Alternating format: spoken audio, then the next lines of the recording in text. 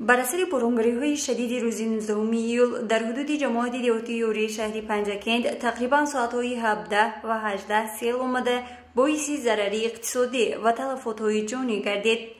در نتیجه در دهه 82 جماعت دهاتی یوری 12 تن جان خود را از دست دادند گفته شده است در سامانه سپوتنیک تاجیکستان.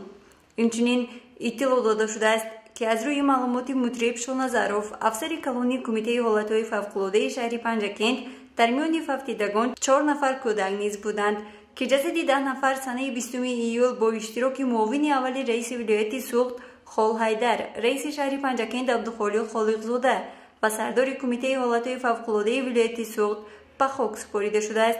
و جستجوی 2 تن دیگر ادامه دارد. باید قید نمود که در نتیجه آمدن سیل راههای نقلیاتی خراب گردیده باعث تنبشوی ماشین ها گردید که این از جانب کارمندان کمیته حالتهای فوق‌العاده سریع وقت برطرف گردانیده شد.